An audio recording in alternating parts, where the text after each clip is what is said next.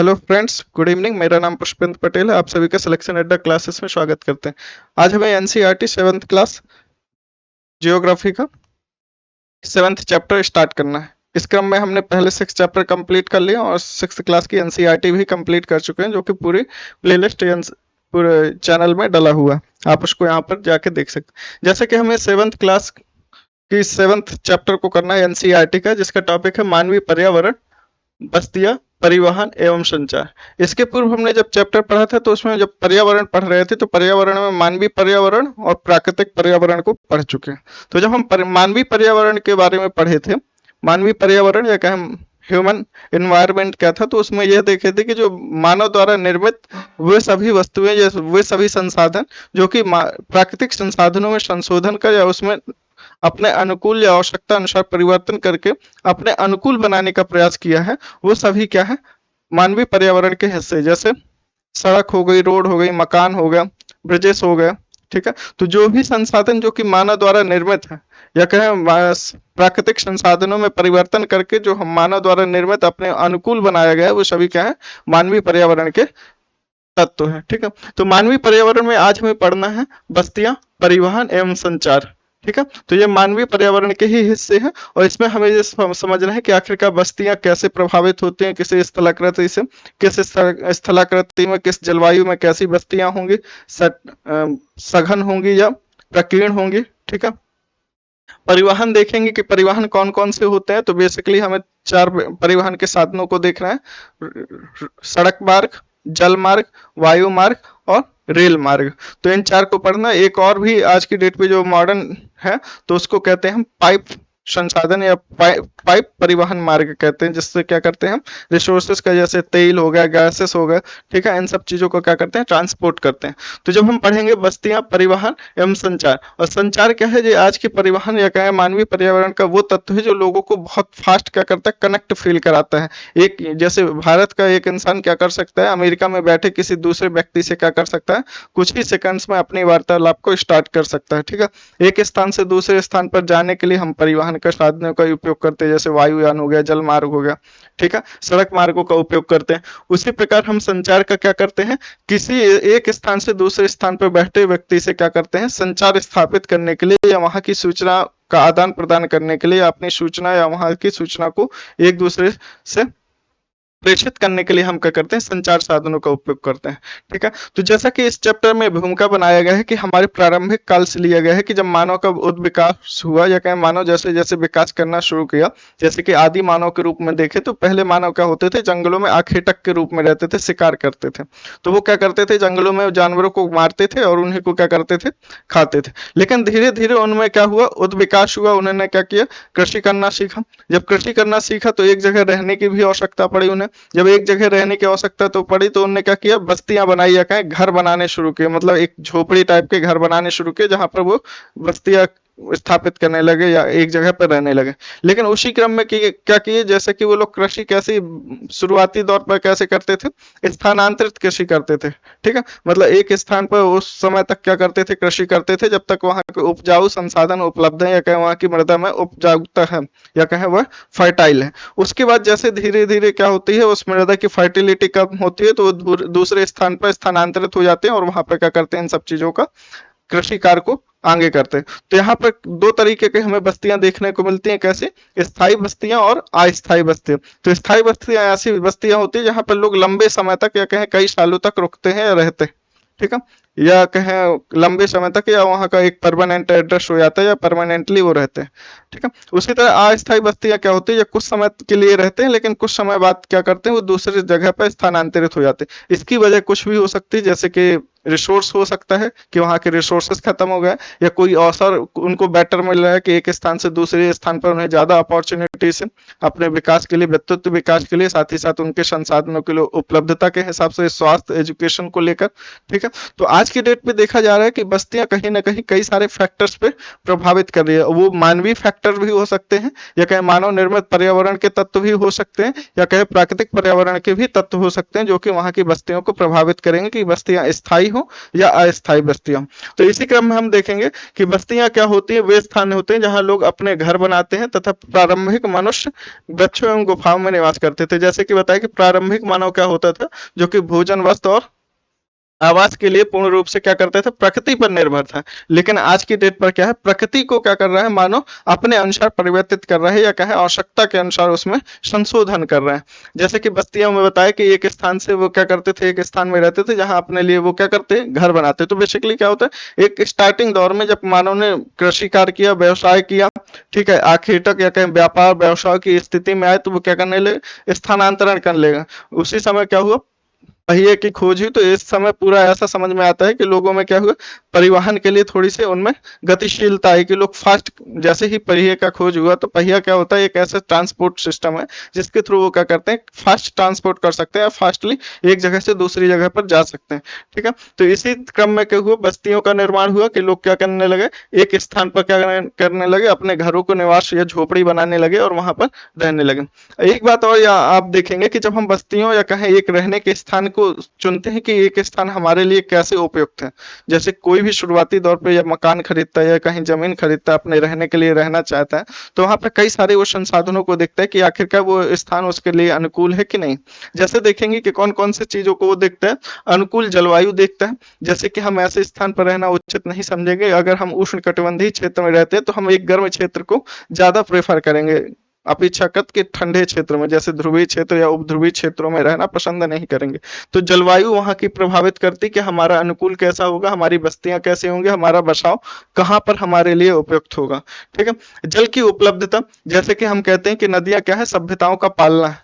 जैसे कि सिंधु सभ्यता हो गई, टिग्रिस सभ्यता हो गई, मिस्र की सभ्यता हो गई, मेसोपोटामियन सभ्यता होगा। तो ये सभी सभ्यताएं आप देखते हैं कि ये सभी कहीं ना कहीं बड़ी बड़ी नदियों के किनारे तट पर बसे, क्योंकि प्रारंभिक दौर में बेसिक जो संसाधन होते थे वहां की क्या होती थी, मृदा की उपजाऊता और साथ ही साथ जल की उपलब्धता।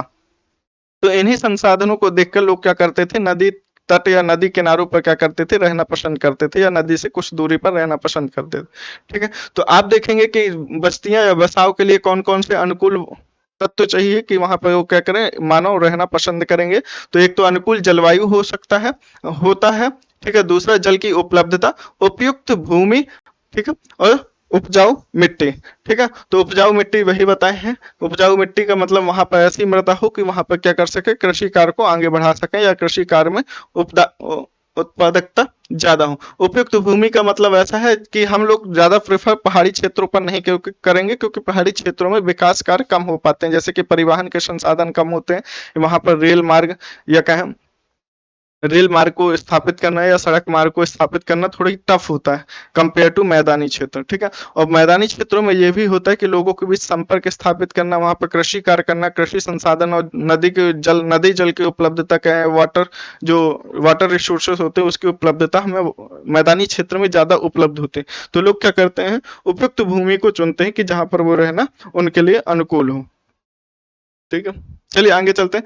जब उन्होंने, जैसे कि प्रारंभिक मानव ने क्या किया, फसलें उगाना प्रारंभ किया, तो उनके एक जगह स्थायी घर बनाया। जब हम क्या करेंगे, कृषि उगाएंगे, तो ऐसा तो नहीं कि आज कृषि लगाई और अगले दिन काट लिया, तो इसका एक लंबा ड्यूरेशन होता है। हमें क्या करना होता है, लगभग लोग 1-2 महीने के रेंज में कुछ बीज डालते हैं, 3-4 महीने वो क्या होता है, बढ़ता है, फिर 3-4 महीने वो पकता है, फिर अगले 2-3 महीने में क्या करते हैं, उसको काटते हैं। तो लगभग पूरा पूरा हमें 1 वर्ष लग जाता है एक कृषि वर्ष को देखें, या कहें एक कृषि को उगाने से लेकर काटने के समय में हमें लगभग 1 साल का समय लग जाता है। तो इस दौरान क्या किया गया, लोगों ने क्या किया, उपयुक्त समझा कि हम स्थायी बस्तियों को प्रेफर करें या एक जगह पर रहना शुरू करें। जैसा कि आखेटक होते थे, वो कहीं पर शिकार करते थे, गुफाओं में रहते थे, तो उन्हें किसी तरह की स्थायी बस्ती की जरूरत नहीं थी कि स्थायी रूप से रहें। जब आखेटक शिकार होंगे तो वहां तो ऐसा नहीं कि वो एक दिन के लिए ही भोजन होता है और अगले दिन के लिए हमें दूसरे स्थान को चुनना होता है या दूसरे शिकार के लिए कहीं और जाना होता है। लेकिन जब लोगों ने कृषि शुरू किया तो लोगों ने क्या किया, स्थायी बस्तियां बनाना शुरू कर दिया, क्योंकि कृषि कार्य जो होता है वो एक लंबा ड्यूरेशन होता है, लगभग 1 साल या 1.5 साल का समय उसमें लग जाता है। ठीक है, और आप ये भी देखेंगे कि जो बस्तियों का विकास हुआ है नदी घाटियों के निकट हुआ। जैसा कि आप बताएं कि नदियों को हम क्या कहते हैं, सभ्यताओं का पालना कहते हैं। जो प्रमुख नदियां जैसे टिग्रिस नदी हो गई, ठीक है, जो कि मध्य एशिया में बहती है। ठीक है, साथ ही साथ जैसे हम कहते हैं क्या, मिस्र की हो गई नाइल नदी हो गई, नील नदी हो गई, इंडिया की सिंधु नदी। तो ये सब क्या है, ये आप देखेंगे ये सभी नदियां क्या है, सभ्यताओं के विकास के क्रम में बहुत महत्वपूर्ण रही हैं। जैसे कि सिंधु नदी हो गई, या कहें सिंधु नदी के तट पर सिंधु सभ्यता हमें मिलती है। टिग्रिस नदी हो गई, ठीक है। नील नदी जो कि मिस्र में मिलती है, जहाँ पर मेसोपोटामिया सभ्यता मिलती है। होंग की नदियां जो कि इनके किनारे जो कि चाइना में है, यहाँ पर भी क्या है, सभ्यता का विकास हुआ, ठीक है। तो ये देखेंगे कि कहीं ना कहीं जो प्रमुख नदियां रही हैं प्राचीन काल में या कहें पुराने समय में, तो उनके समय पर क्या हुआ, वहां पर लोग क्या किए, बसना शुरू किए, क्योंकि नदी रिसोर्स और नदी रिसोर्स के बहाव या कहें बड़ी नदियों को जलोढ़ मिट्टी के निक्षेप, लगातार निक्षेप से वो क्या हुआ, वो मृदा उपजाऊ होने लगे, और इस वजह से लोगों के लिए वहां पर कृषि कार्य करना ज्यादा लाभदायक था। तो इसलिए क्या हुआ, प्रमुख नदियों के तट पर आपको क्या मिलेंगे, विश्व की प्रमुख सभ्यताओं का विकास देखने को मिलता है, ठीक है। चलिए आगे चलते हैं। बस्तियां कैसी हो सकती हैं, स्थायी हो सकती हैं और साथ ही साथ अस्थायी हो सकती हैं। तो स्थायी बस्तियां क्या होती है, जहां पर हम कई वर्षों तक, लगातार 15 से 20 वर्षों तक रहते हैं, वो हमारे स्थायी बस्तियों के रूप में देखा जाता है। और स्थायी अस्थायी बस्तियां क्या होती हैं, इसमें यह भी हो सकता है कि एक परिवार क्या हो रहा है, व्यापार के उद्देश्य कहीं पर आता है, फिर अगले वर्ष या कुछ 1-2 वर्षों के बाद कहीं दूसरी जगह स्थानांतरित हो जाता है, तो ऐसी बस्तियों को अस्थायी बस्तियां कहेंगे। साथ ही साथ अस्थायी बस्तियों को ऐसा भी कह सकते हैं कि जो पहाड़ी क्षेत्रों में लोग रहते हैं, तो वो ऋतु ऋतु प्रवास करते हैं। मतलब एक ऋतु में जैसे क्या होता है, शीत ऋतु आती है, तो वो लोग क्या करते हैं, पहाड़ी क्षेत्रों के ऊंचाई वाले हिस्से से उतरकर नीचे वाले क्षेत्रों में आ जाते हैं, जहां पर उन्हें ज्यादा गर्मी या कहें अनुकूलता महसूस होगी, क्योंकि ऊंचाई वाले हिस्से में जितना ऊंचे एल्टीट्यूड पे रहेंगे, तो वहां पर उतनी ही ज्यादा ठंड होगी, या कहें उतनी तीव्र ठंड पड़ेगी, जो कि उनके स्वास्थ्य के लिए हानिकारक हो सकता है। इसलिए वो क्या करते हैं, ऋतु प्रवास करते हैं। एक ऋतु में वो क्या करते हैं, हाई एल्टीट्यूड पे जाते हैं। जब क्या होती है, गर्मी का ऋतु बढ़ता है, तो वो क्या करते हैं, हाई एल्टीट्यूड पे जाते हैं। और जब शीत ऋतु आती है, तो हाई एल्टीट्यूड से निचले वाले एल्टीट्यूड पे आते हैं, या नीचे वाले एल्टीट्यूड पे आते हैं, ठीक है। तो आप देखेंगे अस्थायी बस्तियों में ऐसी जगह, जैसे कि जंगलों में कोई टूर पे गया, कि मतलब कोई कैंप लगाने गया, तो जंगलों में जाएंगे, घूमेंगे फिरेंगे, तो ऐसा तो नहीं कि वो घने जंगलों में परमानेंट रहना शुरू कर देंगे। वो 1-2 दिन के लिए, हफ्ते भर के लिए, महीने भर के लिए जा सकते हैं। वहां पर क्या करेंगे, रिसर्च कार्य करेंगे, रुकेंगे, या वहां पर उसका एंटरटेनमेंट करेंगे, जंगलों की हरियाली को देखेंगे। लेकिन वो क्या करेंगे, कुछ समय के बाद वहां से जो अपने टेंट लगाए हैं, वो वहां से क्या कर देंगे, हटा देंगे। तो इसको अस्थायी बस्ती के रूप में देखेंगे। साथ ही साथ जैसे गर्म एवं ठंडे रेगिस्तानों पे, तो जैसे गर्म रेगिस्तानों में देखेंगे, तो लोग परमानेंटली वहां पर रहना पसंद नहीं करते, कुछ समय के लिए रहते हैं, उसके बाद वो क्या करते हैं, दूसरी जगह स्थानांतरित हो जाते हैं। सेम ऐसे ही हमें ठंडे रेगिस्तानों में देखने को मिलता है। पर्वतों में आप देखेंगे कि अक्सर यहाँ पर क्या होता है, लोग अस्थायी बस्तियां बसाते हैं। साथ ही साथ यहाँ पर हमें बड़े स्तर पर ऋतु प्रवास देखने को मिलता है, कि एक ऋतु में जो क्या करते हैं, निचले पहाड़ी क्षेत्र के गिरिपथ क्षेत्र में रहते हैं, और जब दूसरी ऋतु पड़ती है, या कहें गर्मी के ऋतु में, वो क्या करते हैं, पहाड़ी के ऊपरी हिस्से पर पहुंच जाते हैं, या ऊंचाई वाले हिस्से में चले जाते हैं। वहीं पर जब ठंडी का ऋतु आता है, तो ऊंचाई वाले हिस्से से नीचे वाले हिस्से पर आ जाते हैं, ठीक है।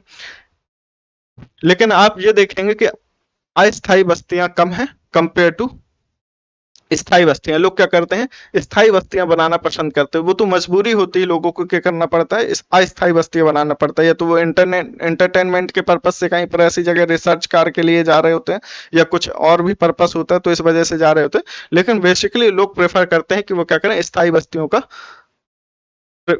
स्थापित करें, या स्थायी रूप से एक जगह रहना पसंद। जैसा कि ये एक स्टोरी के रूप में बताया गया है, कि दो परिवारों को बताया गया है, कि यहाँ पर दो लोग हैं, जो कि यहाँ पर वार्तालाप चल रहा है। तो यहाँ पर एक देखेंगे कि मैरी है, मैरी का जो कि जन्मदिन है, वो उसके यहाँ पर एक गुरप्रीत जो आंटी हो सकती हैं, वो हाँफते हुए आती हैं। वो देखते हैं, वो मतलब मैरी के जन्मदिन पर गुरप्रीत उनके पड़ोस के कोई होंगे, तो वो क्या करते हैं, हाँफते हुए घर पर आती हैं, और उसकी वजह क्या होती है, वो ट्रैफिक में फंस जाती हैं। और ट्रैफिक में फंसने की वजह से उनकी सांस भी फूलने लगती है, क्योंकि पॉल्यूशन बहुत ज्यादा हो जाता है, वायु प्रदूषण हो जाता है, साथ ही साथ साउंड पॉल्यूशन होता है, जो कि उनके माइंड को डिस्टर्ब करने लगता है। तो आप ये देखेंगे कि जिस शहर की स्थिति को दिखा रहा है, वहीं पर क्या होता है, एक प्रसाद होता है जो कि गांव से आया होता है मैरी के जन्मदिन पर उसके घर पर। तो प्रसाद बताता है कि इनके गांव में ऐसा कोई प्रदूषण जैसा कोई कंडीशन नहीं है, वहां पर स्वच्छ वातावरण है, ऐसा कोई जो यातायात या कहें ट्रैफिक जैसी कोई समस्या नहीं है। तो आप यहाँ पर दो चीजें समझेंगे, जैसा कि अभी हमने देखा है कि बस्तियों में दो रूप देखे, स्थायी बस्तियां और अस्थायी बस्तियां। अब आप यहाँ पर देखेंगे कि कैसी बस्तियां देखेंगे, कैसी चीज देखेंगे, शहरी और ग्रामीण को देखेंगे। ठीक है, इस चीज को थोड़ी बहुत हम लिखते भी जाते हैं। जैसा कि आप अभी देखेंगे कि हमने अभी देखा था बस्तियां, अभी हमने देखा क्या, एक मिनट,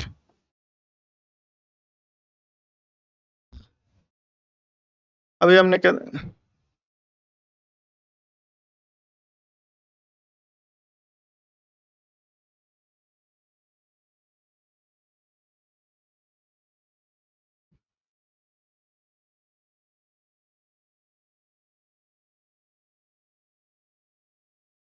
अभी हमने बस्तियां देखा, तो बस्तियों में दो रूप देखे हमने, कौन कौन से, स्थाई और अस्थाई। ठीक है, स्थाई देखा और अस्थाई बस्तियां देखी। तो अस्थाई बस्तियां क्या होती है, जहां पर लोग लंबे समय के लिए नहीं रुकते, जबकि स्थायी बस्तियां क्या होती है, जहां पर लोग लंबे समय के लिए रहते हैं।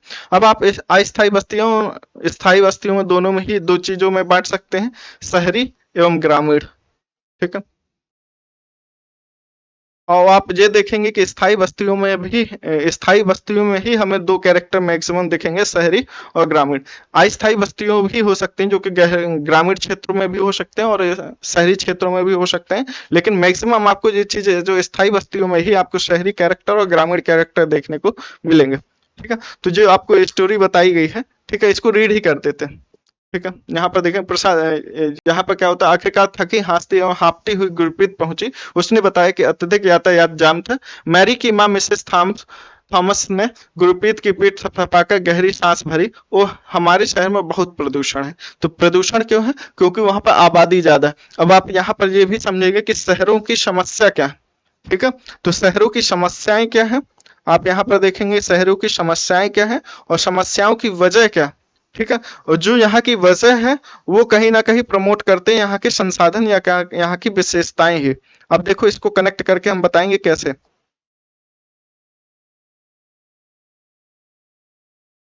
एक मिनट, विशेषताएं। ठीक है, अभी यहाँ पर आप समस्याएं में देखें कि यातायात, यातायात क्या होगा यहाँ पर, यातायात यहाँ पर देखेंगे जाम लग जाता है। ठीक है, या कहें ट्रैफिक हो जाता है। ठीक है, और साथ ही साथ यहाँ पर देखेंगे जाम लगने की वजह से वायु प्रदूषण। ठीक है, आप ये मत समझिए कि जाम लगने से ही वायु प्रदूषण हो रहा है, वायु प्रदूषण के और भी कारण हैं, जैसे फॉसल फ्यूल्स जो होते हैं जितने भी, हम क्या करते हैं, पेट्रोल डीजल कोयला को जलाते हैं, लकड़ियों को जलाते हैं, ये सबसे भी क्या होता है, प्रदूषण फैलता है, वायु प्रदूषण। और साथ ही साथ साउंड पॉल्यूशन देखेंगे आप। और साउंड पॉल्यूशन कैसे, आप देखेंगे कि जैसे शहरों में ट्रैफिक लग जाता है तो लोग क्या करते हैं, लगातार हॉर्न बजाते रहते हैं। ठीक है, तो उससे क्या होता है, साउंड पॉल्यूशन होता है, लोगों को मेंटल डिस्टरबेंस होता है। ठीक है, शहरों में बढ़ती आबादी के कारण दिन प्रतिदिन वाहनों की संख्या बढ़ती जा रही है। यातायात की बढ़ने की वजह यहाँ पर क्या बता रहे हैं, आबादी। और आबादी किसकी वजह से, प्रवास की वजह से हो रहा है।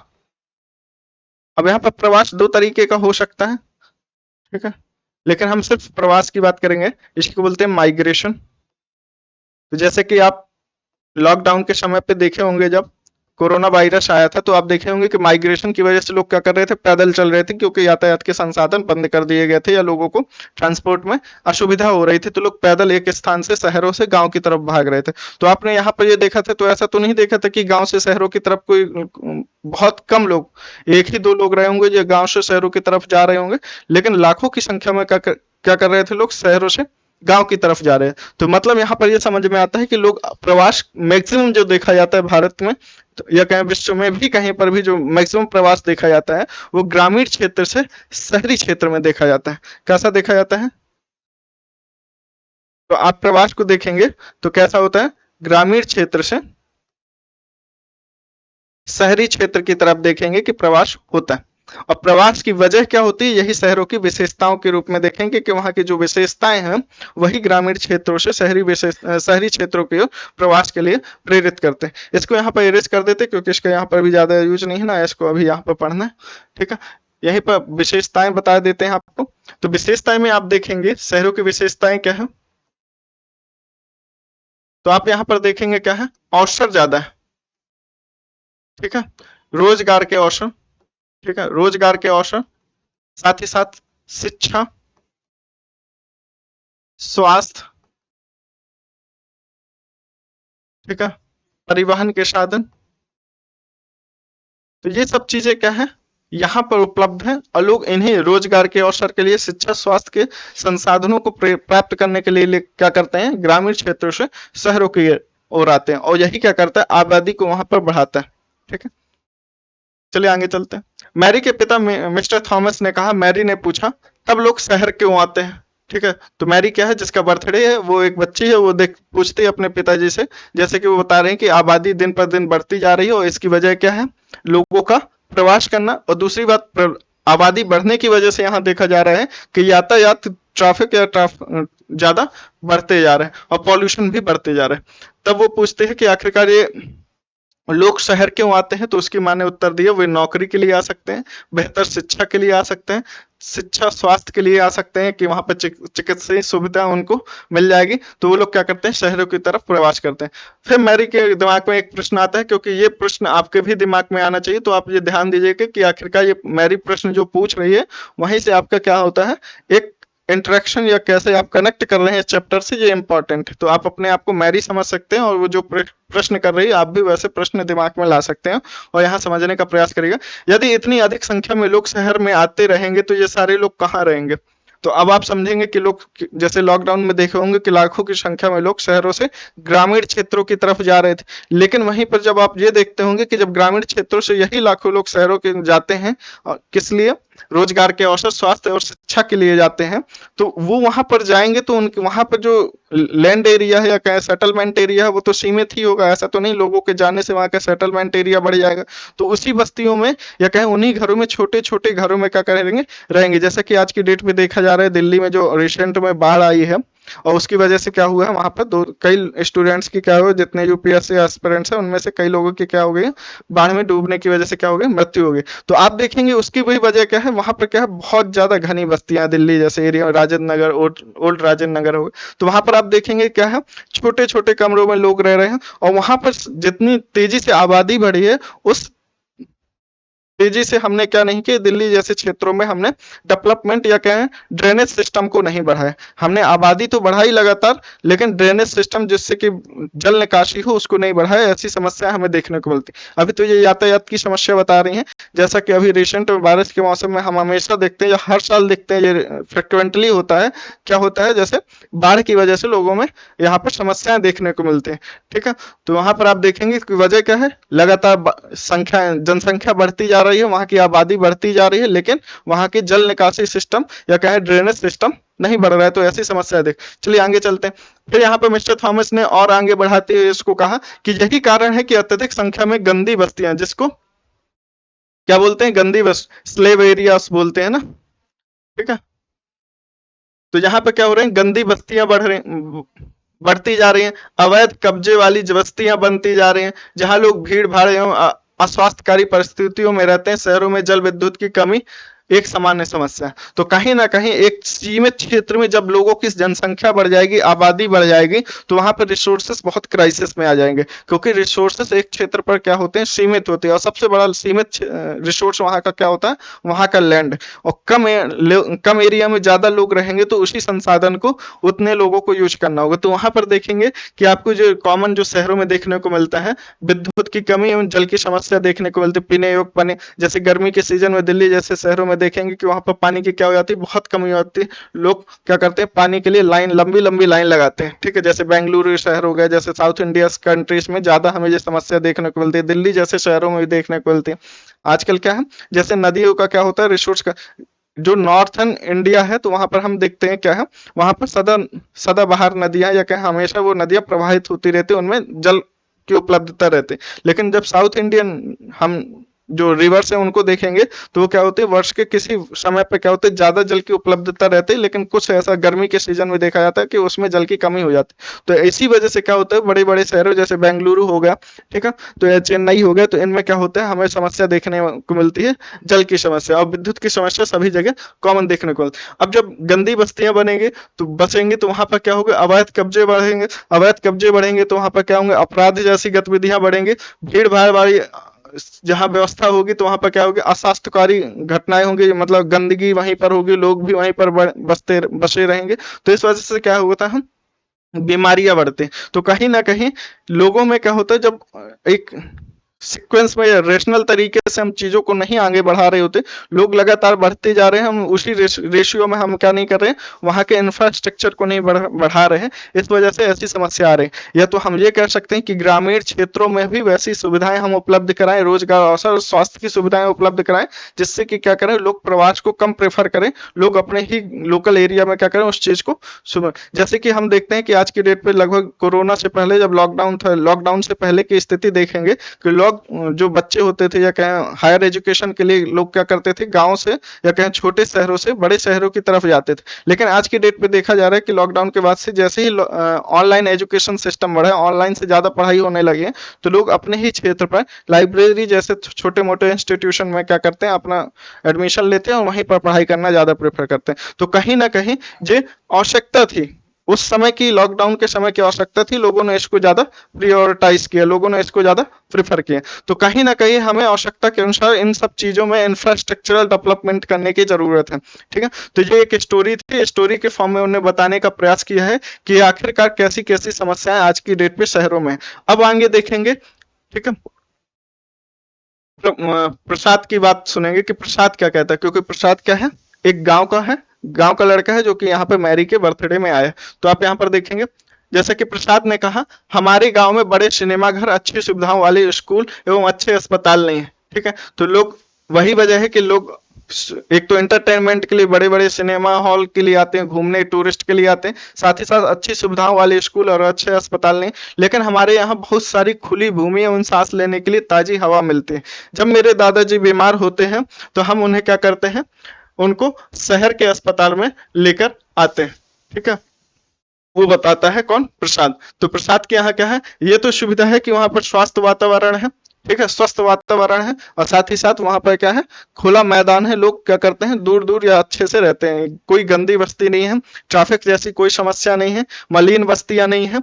लेकिन वहां पर क्या समस्या है, वहां पर अच्छी सुविधाएं नहीं, जैसे स्कूल, एजुकेशन या क्या हॉस्पिटल्स की सुविधा नहीं है, ठीक है।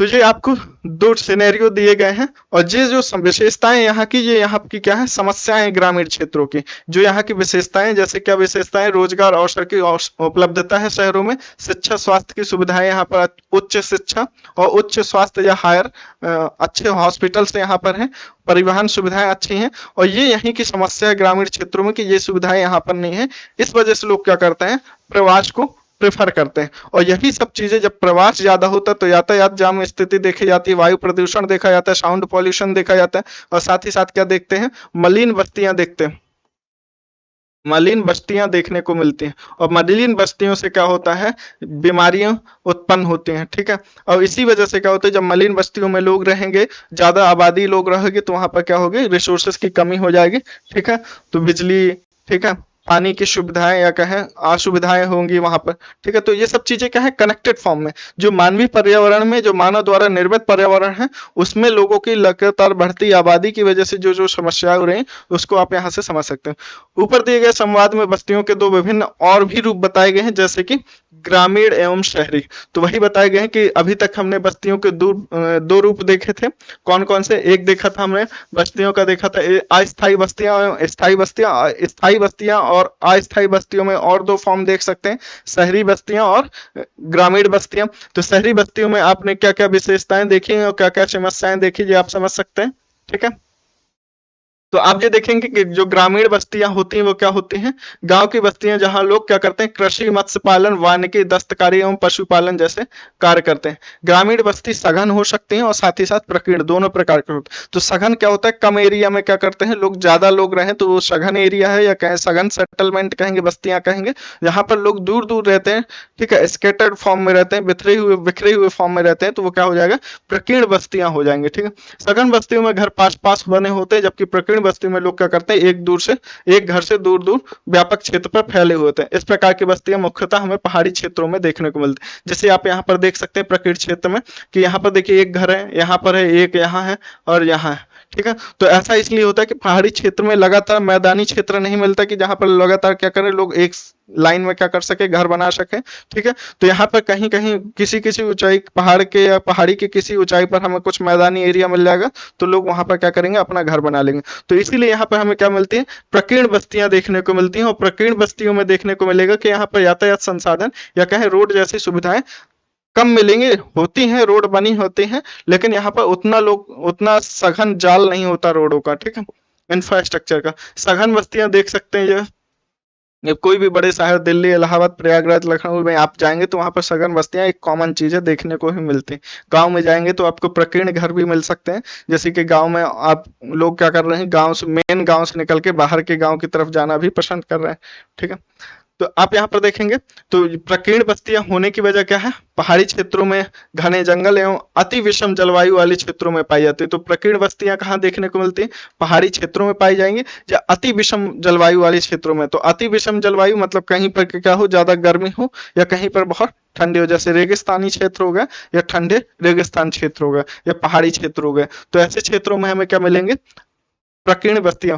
ग्रामीण क्षेत्रों में लोग अपने पर्यावरण के अनुकूल घर बनाते हैं। ठीक है, तो आप ये देखेंगे कि लोग जो घर बनाते हैं तो उसके वो भी क्या करते हैं, वहां की जलवायु और स्थल रूप के अनुरूप बनाते हैं। जैसे कि हम देखेंगे कि अगर कहीं की जलवायु क्या है, अधिक वर्षा होती है, तो वो क्या करेंगे, ऐसे बांस के या लकड़ी के थोड़ी ऊंचे प्लेटफॉर्म पे बनाएंगे घर को, जिसको स्टेल्थ बोलते हैं। ठीक है, क्या बोला जाता है, स्टल्ट बोला जाता है, या ऊंचे प्लेटफॉर्म पर बनाते हैं, क्योंकि वहां पर पानी के वर्षा के समय पे क्या होता है, वहां पर जल भराव हो जाता है। ठीक है, तो वहां पर क्या करते हैं लोग, ऊंचे घर बनाते हैं। और साथ ही साथ जैसे ये ग्रामीण क्षेत्रों में देखेंगे तो वहां के जो नेचुरल रिसोर्सेज होते हैं, जैसे मिट्टी हो गई, घास फूस हो गया, तो इनका उपयोग करके क्या करते हैं, मिट्टी के घरों को बनाते हैं। ठीक है, ग्रामीण क्षेत्रों में लोग अधिकतर क्या करते हैं, पर्यावरण के अनुकूल घर बनाते हैं। ठीक है, अत्यधिक वर्षा वाले क्षेत्रों में आप ढालनुमा छत वाले घरों को देख सकते हैं। ठीक है, और जिन स्थानों में ज्यादा वर्षा होती है और जल भराव की स्थिति देखी जाती है, तो वहां पर लोग क्या करते हैं, ऊंचे प्लेटफॉर्म के घरों को बनाते हैं, या उसी को स्टेल्ट बोलते हैं। गर्म जलवायु वाले क्षेत्रों में लोग क्या करते हैं, जैसे राजस्थानी क्षेत्रों में देखेंगे तो वहां के घरों को देखेंगे तो वो कैसे घरों को बनाते हैं, उनकी दीवारें इतनी मोटी होती हैं, कम से कम 3 से 4 फुट की क्या होती है, उनकी सिर्फ दीवारें होती है। ठीक है, तो ऐसा इसलिए क्या करते हैं कि बाहरी जो गर्मी है, बाहर घर के बाहर की जो गर्मी है वो अंदर तक प्रवेश नहीं कर पाती, या कहें अंदर ठंडक बना रहता है। ठीक है, तो इस वजह से कि गर्म जलवायु वाले क्षेत्रों में क्या करते हैं, मिट्टी की मोटी दीवार वाले घर बनाए जाते हैं, जिनकी छतें क्या होती है, घास फूस की बनी होती है। स्थानीय सामग्री जैसे पत्थर, पंख पंख मतलब वही कीचड़ हो गया, मिट्टी हो गई, चिकनी मिट्टी, तृण आदि का उपयोग करते हैं। अब नगरीय बस्तियों में तो आप जानते हैं क्या होता है, बेसिकली क्या होता है, सीमेंट, ईंटा, पत्थर, जिनका क्या करते हैं, ज्यादा उपयोग करते हैं, लोहा। ग्रामीण बस्तियों में नगर छोटी एवं शहर उसमें बड़ी बस्तियां होती हैं। तो नगरीय क्षेत्रों को भी हम 2 भागों में बांट सकते हैं, नगर और शहर में बांट सकते हैं। तो शहरों में देखेंगे तो बड़े बड़े मंजिला, कई इमारती मंजिला होंगे, मल्टीप्लेक्स बिल्डिंग्स होंगी।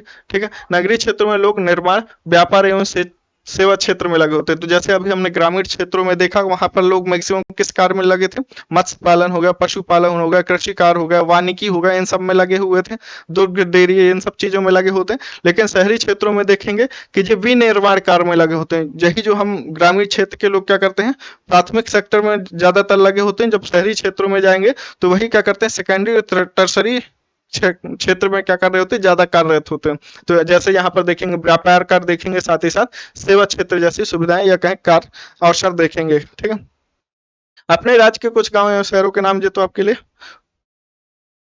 कार्य है। ठीक है, यहाँ पर एक क्वेश्चन है, अब बर्फ के बने आवास कहाँ पाए जाते हैं और उन्हें कौन बनाते हैं और उन्हें क्यों बनाया जाता है। जैसे कि अब मलोआ जैसे कल पढ़े थे, तो मलुआ क्या थे, वो ऊंचे प्लेटफॉर्म वाले घर थे, जैसे कि हम देखे थे कल जो पिछला चैप्टर पढ़े थे। इसी तरह क्या होता है, जो यहाँ के क्षेत्र होते हैं, जैसे ध्रुवीय क्षेत्रों में वो क्या करते हैं, कैसे घर बनाते हैं, बर्फ के घर बनाते हैं। और ये क्या कैसे होते हैं, हेमिस्फेयर शेप का होता है, जिससे क्या होता है, यहाँ पर अंदर हीट ट्रैप हो जाते हैं। तो इनको क्या बोलते हैं, इग्लू बोला जाता है। क्या बोला जाता है, इग्लू बोला जाता है। ठीक है, अब परिवहन के बारे में देख रहे हैं, तो परिवहन के कई सारे साधन हो सकते हैं। ठीक है, तो परिवहन के साधनों को बेसिकली हम चार में बांटना है, लेकिन एक पांचवा पाइपलाइन भी ले सकते हैं। तो चार कौन कौन से, रोड हो गया, सड़क मार्ग, जल मार्ग, वायु मार्ग और समुद्र मार्ग हो सकता है। ठीक है, तो हम ये देखेंगे कि किन की क्या विशेषता है, सड़क मार्ग, रेल मार्ग, समुद्र मार्ग और वायु मार्ग, सभी को देखना है। तो जैसे कि हम अगर इसको कनेक्ट करते हैं परिवहन के साधनों के अगर विकास क्रम को देखें, तो जैसे हम प्राचीन या कहें बहुत प्रारंभिक जो मानव था, आदि मानव था, तो वो क्या होता था, पहले जो ट्रांसपोर्ट करता था या कहें एक जगह से दूसरी जगह जाता था किसी भी कार्य के लिए, या किसी व्यापार या शिकार करने के लिए, या किसी वस्तु को एक स्थान से दूसरी जगह पहुंचाने के लिए, तो वो क्या करते थे, पैदल यात्रा करते थे। धीरे धीरे उसने क्या किया, पहिए का आविष्कार किया। पहिए से उसने बैलगाड़ी या कार्ट बनाए, मानव कार्ट, मतलब खुद ही खींचते थे। फिर बैलगाड़ी जैसी सुविधाएं, खच्चर, गधा, इनको क्या किया, पालना शुरू किया, जिससे क्या किया, वो परिवहन को थोड़ा गतिशील बनाए। इसी क्रम में आप देखेंगे कि धीरे धीरे क्या होता है, और विकास होता है, सड़क मार्ग विकसित होते हैं।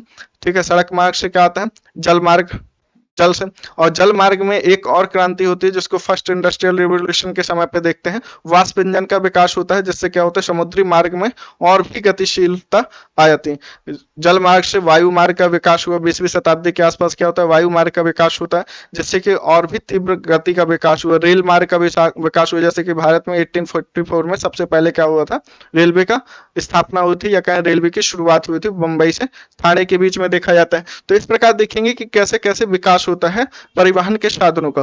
पहले देखेंगे कि लोग पैदल चलते थे, फिर क्या कि पहिए का आविष्कार हुआ, फिर कार्ट बनाया, मतलब बैलगाड़ी, खच्चर गाड़ी या मानव गाड़ी, सभी को बनाया। फिर धीरे धीरे आप देखेंगे कि उसमें और विकास हुआ, सड़क का निर्माण हुआ, फिर जल मार्ग, वायु मार्ग का विकास हुआ। तो इस तरह देखेंगे कि परिवहन का साधन कैसे विकसित हुए हैं। ठीक है, तो आप यहाँ पर देखेंगे परिवहन लोगों को क्या करते हैं, एक लोगों एवं सामान के आवागमन के साधन होते हैं। तो परिवहन का उपयोग बेसिकली किस लिए किया जाता है, या तो हमें कहीं एक स्थान से दूसरी जगह जाना है, या हमें अपने सामान को या किसी दूसरे के सामान को एक स्थान से दूसरी जगह पहुंचाना है या लाना है, तो उसके लिए क्या करते हैं, आवागमन के साधनों का उपयोग करते हैं, जिनको हम परिवहन के साधन कहते हैं। और वो परिवहन के साधन क्या हो सकते हैं, कई सारे हो सकते हैं। जैसे कि पुराने समय में देखते हैं कि अधिक दूरी की यात्रा करने में अत्यधिक समय लगता था, उस समय लोग क्या करते थे, पैदल चलते थे, नॉर्मली पैदल चलते थे। अब आप देखे होंगे कि गांव में लोग जैसे जाते थे, तो सुनते होंगे कच्चा खाना, वे कहते हैं वो राशन सीधा बांध लेते थे, सीधा में जैसे आटे बांध लिए, चावल बांध लिया,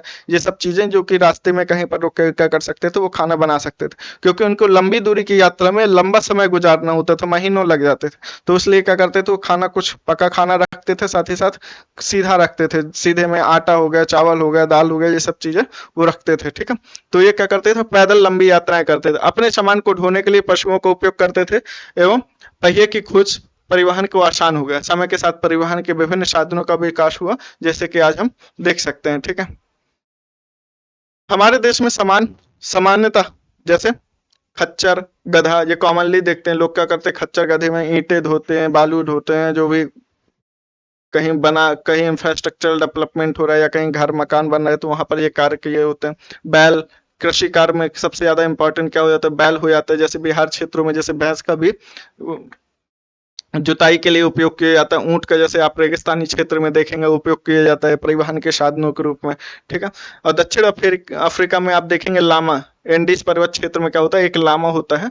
ठीक है, ये भी होता तो गधे की कैटेगरी का नहीं है, लेकिन कार्य ये गधे के ही तरीके का करता है, आराम आराम से एक जगह से दूसरे स्थान में साधनों को पहुंचाता है। यहाँ पर आप घोड़ा भी यूज कर सकते हैं। ठीक है, उपयोग कर। और तिब्बत में क्या होता है, याक का उपयोग होता था। तो इस तरह आप देखेंगे प्रारंभिक समय में लोगों ने क्या किया, जो जानवर होते थे उनको पालतू बनाया, और उनसे क्या किया, परिवहन के साधनों को आसान बनाने का प्रयास किया। ठीक है, अब आप देते हैं धीरे धीरे क्या हुआ, समुद्री मार्ग का विकास हुआ। थले या कहें थलीय मार्ग से आते थे, हवाई जहाज क्या होता था, उसका विकास हुआ। यूरोप की यात्रा में केवल अब 6 से 8 घंटे का समय लगता है। इस प्रकार देखते हैं। चलिए आगे चलते हैं। तो अब परिवहन के प्रमुख 4 साधन हमें देखने हैं, एक सड़क मार्ग, रेल मार्ग, जल मार्ग और वायु मार्ग। ठीक है, तो भारत में अनेक राष्ट्रीय एवं राजमार्ग हैं। भारत में एक्सप्रेसवे का निर्माण नवीनतम है। स्वर्ण जैसे चतुर्भुज महामार्ग दिल्ली, मुंबई, चेन्नई और कोलकाता को जोड़ता है। तो आप ये देखेंगे, ये चतुर्भुजी महामार्ग ठीक कहलाता है। ठीक है, तो आपको ये सर्च करना है नेट पे और देखना है कि कहाँ से कहाँ कनेक्ट हो। इसमें वैसे लिखा है दिल्ली से मुंबई। ठीक है, दिल्ली, मुंबई, चेन्नई, कोलकाता, ये क्या है? चतुर्भुजी महामार्ग का विकास हुआ है। और ये कैसे विकास हुआ? राष्ट्रीय और राज्य राजमार्गों का जोड़ के बनाया गया।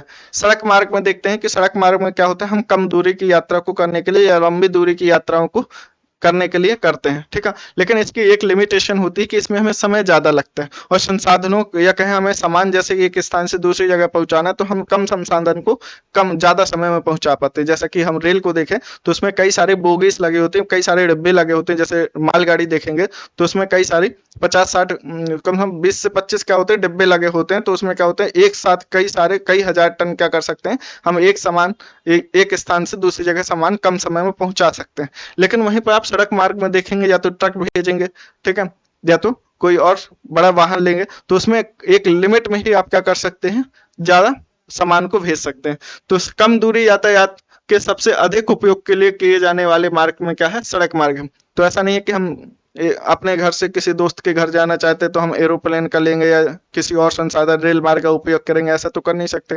ठीक है, तो हम क्या करते हैं, कम दूरी की यात्रा के लिए हम क्या करते हैं, सड़क मार्ग का उपयोग करते हैं। इसमें क्या होता है, पक्की सड़कें भी हो सकती हैं और कच्ची सड़कें भी होती हैं। जैसे मेन रोड्स होती हैं जो शहरों में होती हैं, वो पक्की सड़कें होती है। गाँव में देखेंगे एक स्थान से दूसरे गाँव में देखेंगे कैसे जुड़े होते हैं, कच्ची सड़कों से जुड़े होते हैं। मैदानी क्षेत्रों में सड़कों का घना जाल बिछा होता है, जबकि मरुस्थलों एवं वनों, ऊंचे पर्वतों जैसे स्थानों में क्या होते हैं, सड़कें बनी हुई है लेकिन कम सघन होती है। तो जैसे मैदानी क्षेत्रों में देखेंगे तो आपके गलियों के बीच में या कहें शहरों लोग मेन रोड क्या होती है, सभी कनेक्टेड होते हैं, एक काफी सघन सड़क मार्ग होता है। लेकिन वहीं पर आप पहाड़ी क्षेत्रों, मरुस्थलों या ऊंचे पर्वतीय क्षेत्रों में जाएंगे तो वहां पर सड़क का जो जाल होता है काफी बिखरा हुआ होता है। ठीक है, हिमालय पर्वत पर मनाली से लेह राजमार्ग विश्व के सबसे ऊंचे सड़क मार्गों में से एक है। भूमिगत सड़कों में भूमिगत मार्ग जिसको सबवे कहते हैं, जबकि फ्लाईओवर जो कि क्या होते हैं, सड़क के ऊपर से ऐसे गुजरता है तो उसको क्या कहते हैं, फ्लाईओवर कहते हैं। तो आप यहाँ पर देख सकते हैं ये क्या है, गाँव की कच्ची सड़क हो गई। ठीक है, और ये पक्की सड़क हो गई। ठीक है, रेल मार्ग संसाधन तो आप यहाँ पर देख सकते हैं। तो शॉर्ट में आपको ये लिख भी सकते हैं कि रोड कैसे कैसे एडवांटेजेस है और इसके डिसएडवांटेज क्या हैं। तो जैसे ये देख सकते हैं, रोड का एडवांटेज क्या है, फास्ट ओवर शॉर्ट डिस्टेंस, हमें कम समय में कम दूरी को क्या करना है, जाना है। तो वहां पर हम क्या करेंगे, कम दूरी को जल्दी हमें अगर दूर कहीं पर जाना है तो वहां पर हम करेंगे रोड संसाधन का, रोड परिवहन का क्या करेंगे, उपयोग करेंगे। ठीक है, और साथ ही साथ डोर टू डोर के जाने के लिए, मतलब एक घर से दूसरे घर के जाने के लिए flexible and convenient and cheap होता है। ये फ्लेक्सिबल होता है कि अगर हमें कहीं पर भी रुकना है, ऐसा तो नहीं रेलगाड़ी को अपने घर के पास ही रुकाना चाहे तो रुक जाए, ऐसा तो होता नहीं है। या वायुयान को अपने घर के छत में रुकाना चाहे तो रुक जाए, ऐसा तो होता नहीं है। उसका एक डेफिनेट क्या होता है, लोकेशन होती है जहाँ पर वो क्या होते हैं, प्लेटफॉर्म्स होते हैं जहाँ पर वो क्या करते हैं, रुकते हैं। ठीक है, तो आप यहाँ पर देखेंगे इसमें फ्लेक्सिबिलिटी होती है, कहीं पर भी जाके रुक सकते हैं, कन्वीनियंट होता है और चीप और सस्ता होता है। इसके डिसएडवांटेज क्या है, बैड वेदर, ठीक है, can cause delay, poor road and delay. तो आप ये देखेंगे बैड वेदर की कंडीशन में क्या होता है, रेल मार्ग ये सड़क मार्ग को हम प्रेफर नहीं करते। कच्ची सड़कें होंगी तब तो और मुश्किल हो जाता है यहाँ पर चलना। नॉट सुटेबल फॉर बल्कि गुड्स, तो हम यहाँ पर ज्यादा बड़ी मात्रा में सामान के परिवहन के लिए इसका उपयोग नहीं करते, या कहें कम दूरी के लिए सामान के परिवहन के लिए इसका उपयोग कर सकते हैं, लेकिन लंबी दूरी के लिए ज्यादा मात्रा में संसाधनों के या सामान के माल को पहुंचाने के लिए इसका उपयोग नहीं कर सकते। आप रेल में देखेंगे फास्टर ओवर लॉन्गर डिस्टेंस, लंबी दूरी के लिए तेजी से तीव्र गति से उसको कवर करने के लिए इसका उपयोग कर सकते हैं। फ्यूअर डिलेस मतलब बहुत कम इसमें डिले होता है। रिलायबल होता है, चीप एंड बल्कि गुड्स, हम सस्ते कम समय में या कहें कम समय में और कम रुपए या कम खर्च में ज्यादा मात्रा में सामान को एक स्थान से दूसरी जगह पहुंचा सकते हैं। इसके डिसएडवांटेज क्या हो, रिस्ट्रिक्टेड बाई टाइम टेबल, तो इसमें क्या होता है, एक डेफिनेट टाइम होता है कि इस प्लेटफॉर्म पे या कहीं इस स्टेशन पे इतने बजे ही वो ट्रेन पहुंचेगी। तो इसका टाइम क्या होता है, ये टाइमली क्या होती है, रिस्ट्रिक्टेड होती है। ऐसा नहीं कि हमारे मन मुताबिक इसमें क्या हो, ट्रेन कहीं पर रुके और जाए। Requires support transport, not all parts of the country have rail links, जैसे कि हम रेल का विकास हम पहाड़ी क्षेत्रों, रेगिस्तानी और मरुस्थलीय क्षेत्रों में भी देख सकते हैं, लेकिन रेल का विकास हम सीमित या कहें मैदानी क्षेत्रों में ही ज्यादातर देख सकते हैं। ठीक है, सी का देखते हैं, suitable for containers, modern ship, large loads, cheaper than air. तो आप ये देखेंगे कि जो सुटेबल है, ठीक है, जैसे बड़े बड़े कंटेनर, इसमें क्या होता है, बड़े बड़े जहाजों में जो समुद्री मार्ग के जो जहाज होते हैं उसमें कई सारे, या कहें रेल से कई सारी रेलें भी एक साथ भेजी जा सकती हैं, ठीक है।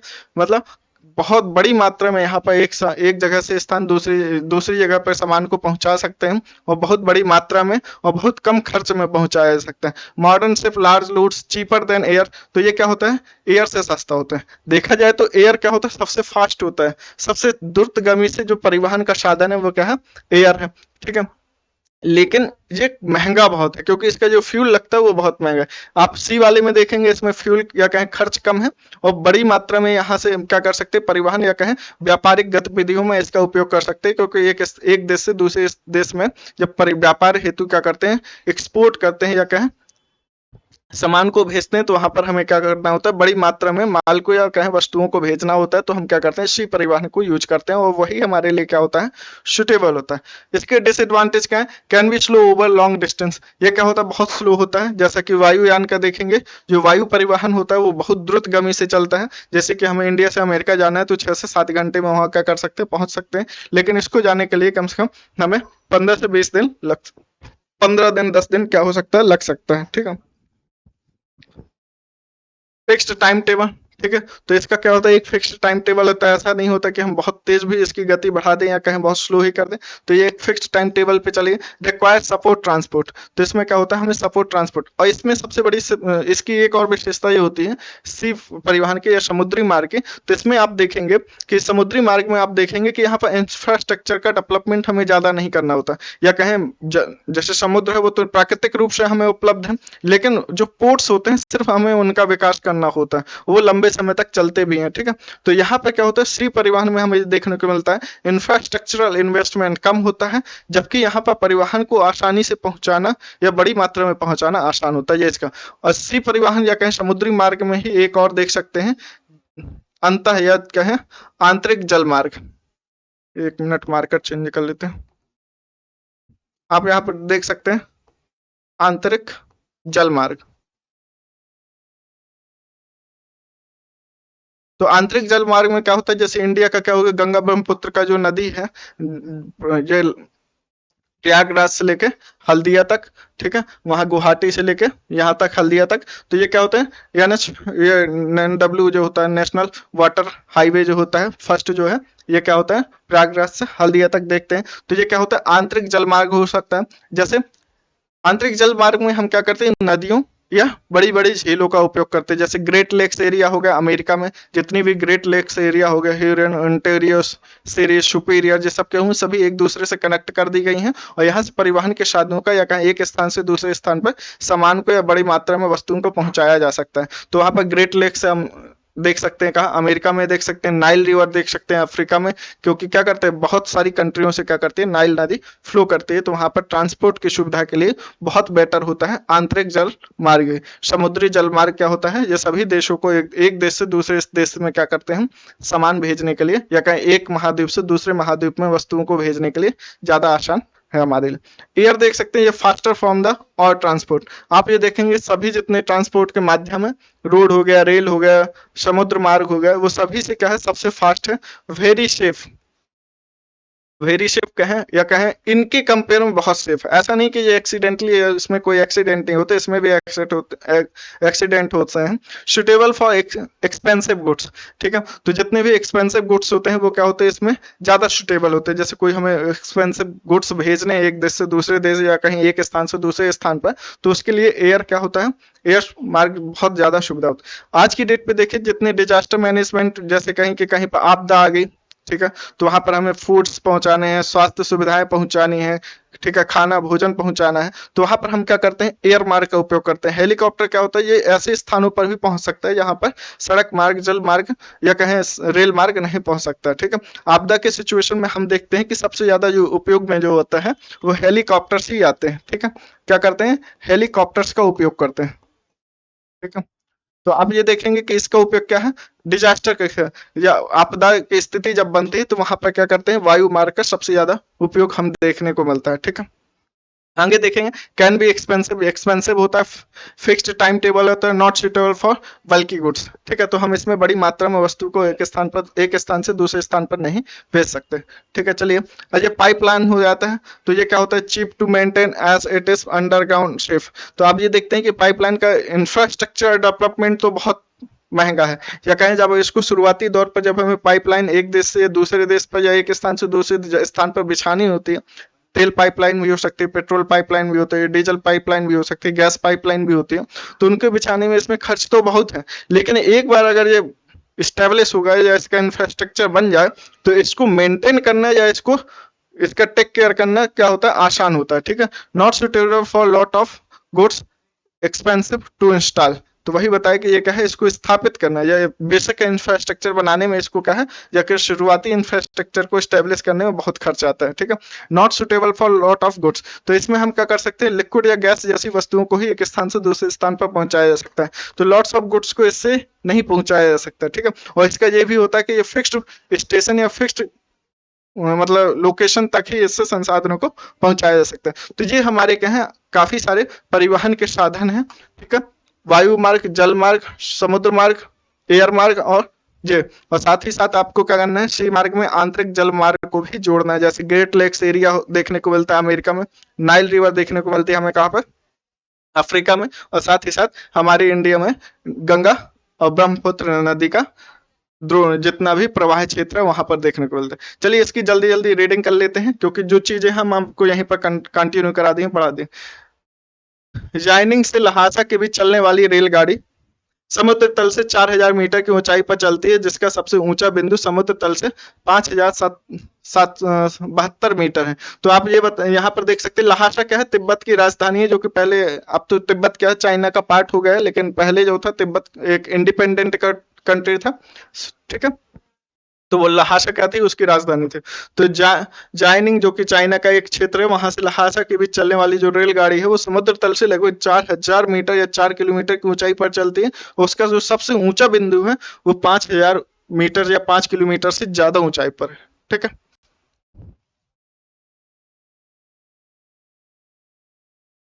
आप ये देख सकते हैं रेल मार्ग के भी एक फैक्ट आपको दिया गया है कि जो ट्रांस साइबेरियन रेल मार्ग है ये विश्व का सबसे लंबा रेल मार्ग है। ठीक है, जो कि क्या होता है, सेंट पीटर्सबर्ग या लेनिनबर्ग से लेकर क्या है, यहाँ पर आप देखेंगे व्लादिवोस्तोक क्या है, एक बहुत लंबा रेल मार्ग है। ठीक है, सेंट पीटर्सबर्ग या इसको लेनिनग्राद ही बोलते हैं, तो ये यहाँ से लेकर कहाँ तक है, व्लादिवोस्तोक है, या कहें रशिया के वेस्टर्न पार्ट से ले को क्या करता है, ईस्टर्न पार्ट से क्या करता है, कनेक्ट करने वाला ये रेल मार्ग है, जो कि विश्व का सबसे लंबा रेल मार्ग है। ठीक है, जल मार्ग की बात करें तो आप जैसे कि पहले भी जितने भी पढ़ चुके हैं, सड़क मार्ग, रेल मार्ग, अब आगे देखना है आपको कि इसमें जल मार्ग में आपको देखने अंतरदेशीय जल मार्ग कि एक देश के अंदर जो जल मार्ग है, नदी या झीलों का ऐसा कनेक्टेड पॉइंट जहां से क्या होता है, नदियों के थ्रू या झीलों के थ्रू क्या करते हैं, झीलों के थ्रू क्या करते हैं, परिवहन के साधनों को जोड़ते हैं। और वहीं पर समुद्री मार्ग मतलब समुद्र से एक समुद्र मतलब एक देश को दूसरे देश को सामान पहुंचाने या यातायात के लिए हम क्या करते हैं, समुद्री मार्ग का उपयोग करते हैं। ठीक है, तो जैसे अंतरदेशीय प्रमुख जल मार्ग में हम देखते हैं कि गंगा ब्रह्मपुत्र जो नदी तंत्र है वहां पर देखते हैं। उत्तरी अमेरिका में आप ग्रेट लेक्स देख सकते हैं, अफ्रीका में नील नदी का। समुद्री महासागरों मार्गों का उपयोग समानता व्यापारिक माल एवं सामान को एक दूसरे स्थान से दूसरे स्थान में पहुंचाने के लिए करते हैं। ठीक है, तो ये सब चीजें आपको बता दूं। यहाँ पर कुछ इंफॉर्मेशन दी गई है। तो ये समुद्री मार्ग को जैसे कि बताई थी, समुद्री मार्ग में इंफ्रास्ट्रक्चरल डेवलपमेंट करने का जो इन्वेस्टमेंट है वो बहुत कम है, या कहीं हमें वहां पर कोई पटरी नहीं बिछानी होती या कोई सड़क तो बनानी नहीं होती कि जहाज वहां से जाएगा, जल ही उसका क्या है, बेसिक इंफ्रास्ट्रक्चर। लेकिन उसको रुकने के लिए या वहां पर पहुंचने के लिए, या कहें उसके स्टेशन कहेंगे, जो एंडिंग पॉइंट स्टेशन है वहां पर पोर्ट्स बनाए जाते हैं जिनको बंदरगाह कहा जाता है, तो उनका इंफ्रास्ट्रक्चर बनाया जाता है। तो इसमें कई सारे हैं, जैसे कि एशिया के कुछ महत्वपूर्ण जो पोर्ट्स हैं, जैसे सिंगापुर हो गया और मुंबई, इंडिया का मुंबई हो गया, उत्तर अमेरिका में न्यूयॉर्क हो गया, लॉस एंजल्स हो गया, दक्षिण अमेरिका में रियो डी जेनेरो, अफ्रीका में डबरन। तो ये काफी सारे हैं। ठीक है, डबरन एंड कैपटाउन। वायु मार्ग, इसका विकास रॉबर्ट ब्रदर्स ने किया था। ठीक है, राइट ब्रदर्स जितने थे उन्होंने क्या किया था, वायु मार्ग का विकास किया था, या कहें वायुयान की डेवलपमेंट किया था, ठीक है। तो आप ये देखेंगे 20वीं सदी में ये परिवहन का सबसे तीव्र मार्ग माना जाता है। इसमें लागत अधिक है लेकिन समय कम लगते हैं। तीव्र गति से कम समय में ज्यादा जो दूरी को कवर कर सकते हैं इसकी, लेकिन लागत ज्यादा है, ठीक है।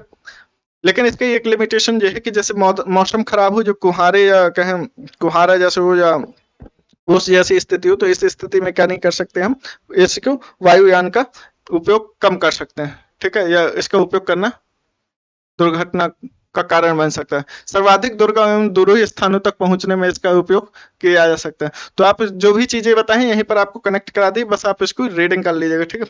संचार साधन, अब हमें पढ़ना है संचार, ठीक है।